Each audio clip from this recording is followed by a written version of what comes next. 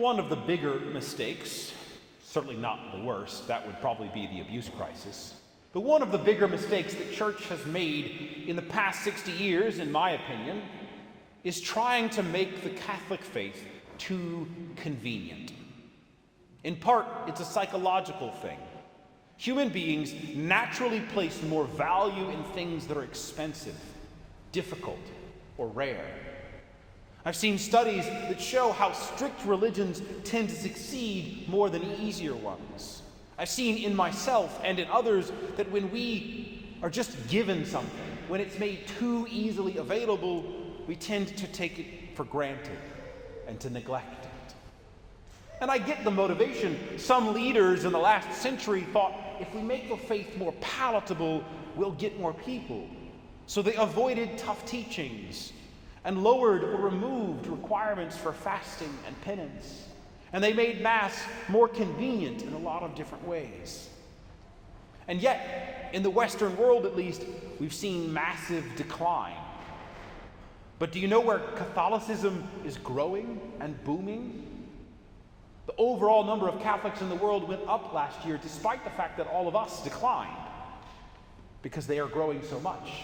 Where there is poverty and persecution and cultural challenges that make it costly to be Catholic, we see people taking Catholicism seriously. Too easy and too convenient translates in our minds to not that important. More importantly, convenience and ease are not fully compatible with what Christ himself teaches us.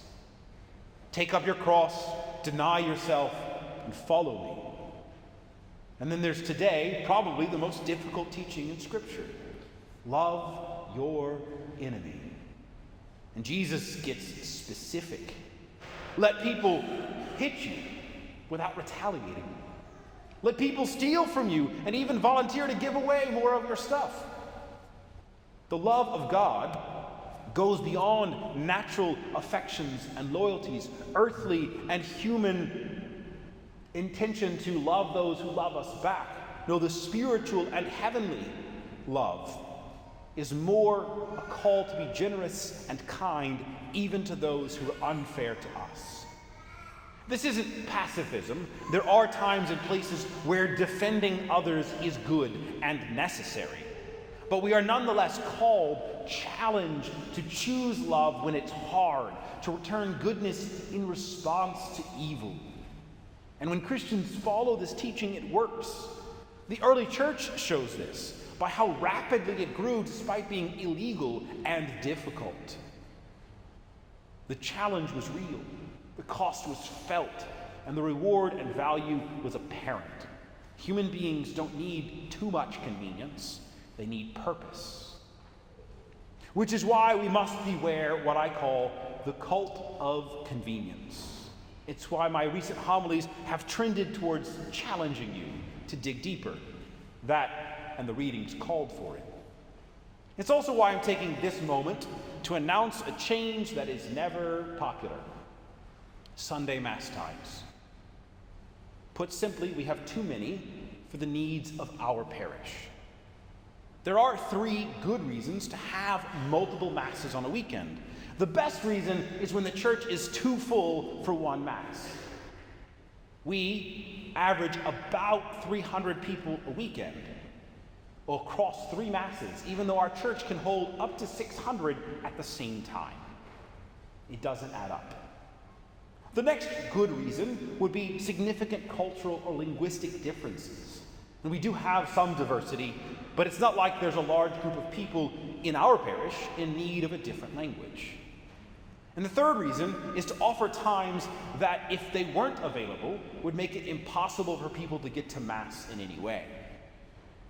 Imagine that for Thanksgiving, you spend hours shopping and preparing and cooking and telling everyone will be there for the Thanksgiving dinner and it'll be a good time, and your kids call you at the last minute to say that they would pop in and out at various times by their convenience.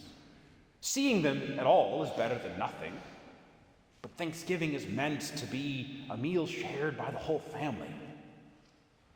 For Mass, the Eucharist, which is Thanksgiving, That is a million times more true.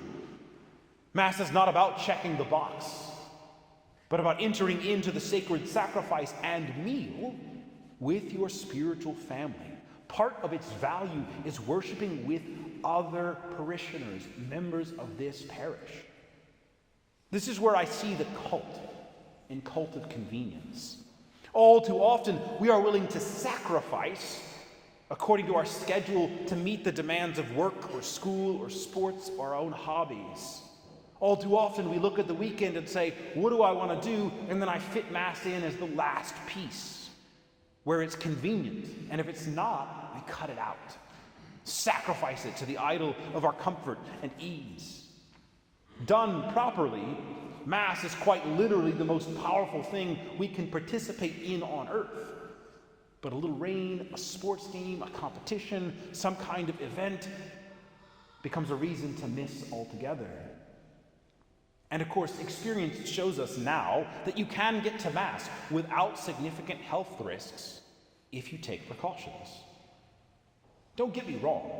There are situations where real obstacles make it next to impossible, where we can't control our schedules without losing our livelihood.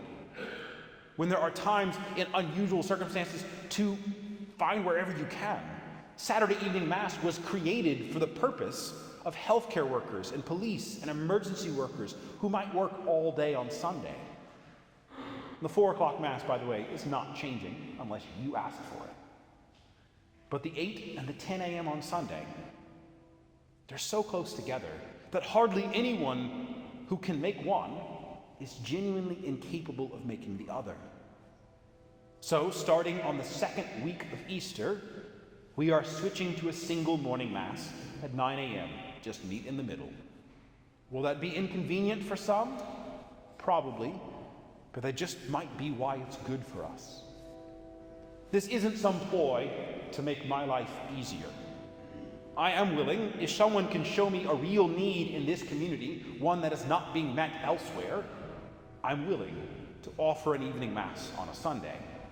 But that would require enough attendance, enough volunteers for ushers, lectors, sacristans, and yes, music. Because I want every Sunday Mass to be authentic worship, not just checking the box. The measure with which you measure, the generosity you show in getting to and participating in Mass, will be what is measured out to you. Still further, I do want to measure myself out to you more generously, particularly in ways that are not just more Masses, which are relatively easy for me to do and don't really reach that far out. To work on marriages and help with annulments, to get back to my habit of walking through the neighborhood and praying the rosary and visiting with people. I still remember a survey answer 3 years ago that said I needed to take an interest in the lives of my people. I agree. I want to do that, but it does require you to let me in, to invite me, hunting or fishing or some activity, to invite me to come work, to ride a tractor or work the field or visit your office where you work, to join you at a club or a meeting or a hobby, or just to have a meal or a coffee. I'm grateful for those of you who've already done these things. And so I'm kind of addressing those who maybe still see me as a bit of a stranger passing through.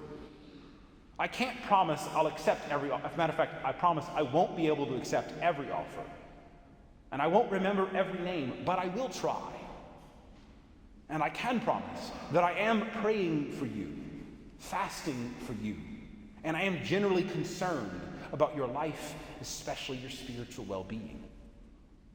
So let's challenge each other to love as Christ commands, to measure out more generously. And if, by the human circumstances, we sometimes find ourselves seeing the other as an enemy, well, then we can just practice love of enemies too.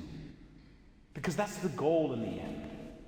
Not convenience, not comfort, not getting our own way, not political or social victory, but persistently, deliberately choosing to love God, who always loves us, and to love others, whether they love us back or not.